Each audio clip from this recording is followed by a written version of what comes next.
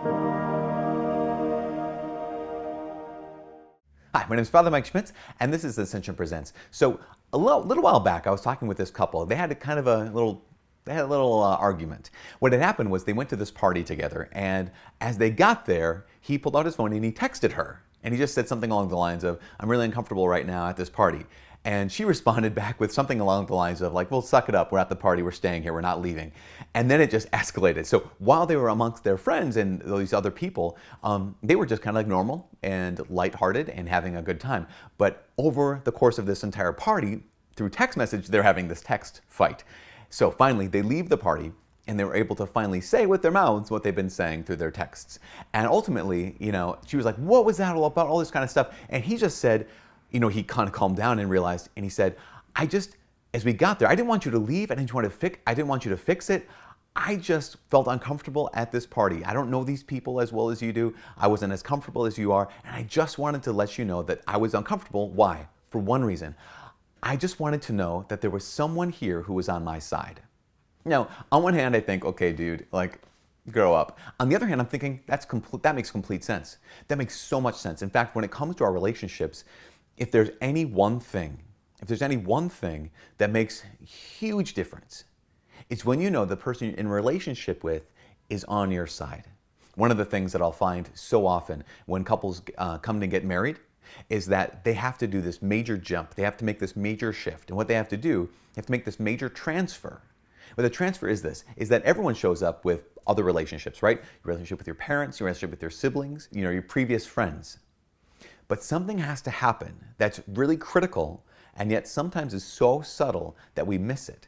It's this. Whoever had my heart the most before this, particularly when it comes to marriage, whoever had my heart the most before this marriage, I'm really close to my dad. I'm really close to my mom. My brother and I are best friends. My high school friends and I are just the tightest people ever. Those are all good things. Those are all good relationships, it sounds like.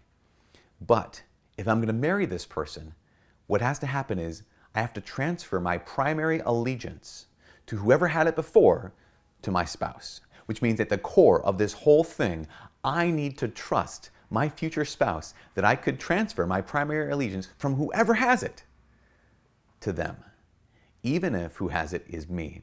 I'm my own person. I make my own decisions. I live my own life.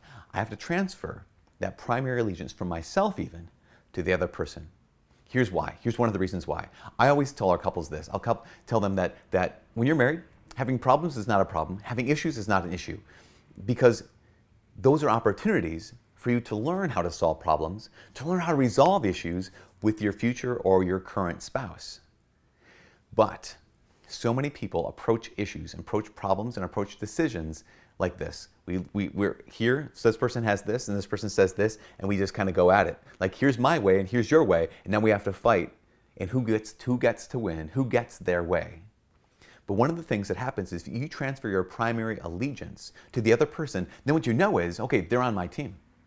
There's this foundation of trust. When I know that they've transferred their primary allegiance to me, and I've transferred my primary allegiance to them, that all of a sudden we have this foundation of trust where it's not us against each other. What it is basically, it's like this. It's like we're sitting side by side, and our issue is out here. So it's not between the two of us. It's us looking at this issue. The example I like to give is, imagine here's a football analogy. So here's the quarterback and the wide receiver, and they have to call a play. And the quarterback calls a play the wide receiver completely disagrees with. Now, but when they go out onto the field, the quarterback knows that when I call this play, the wide receiver is not going to thwart the play. Or if the wide receiver, for whatever reason, I'm not sure, I'm not a football expert. If the wide receiver were to call the play, which I don't think happens, but anyways, just to kind of stretch the analogy, the wide receiver knows the quarterback is not going to thwart the play. Why? Because they're on the same team. Their allegiance is to each other, even if in this moment they disagree.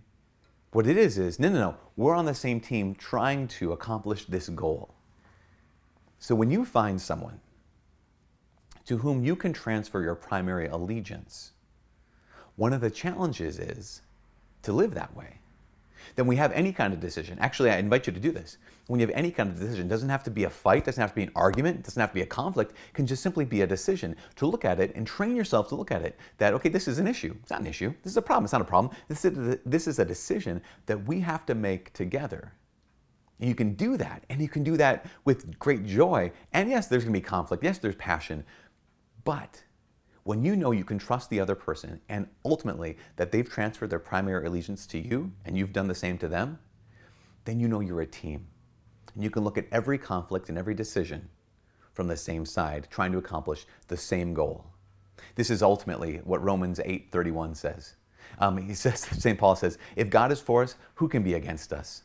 I mean, just to recognize this, that here is God, Jesus Christ, the Father, the Holy Spirit.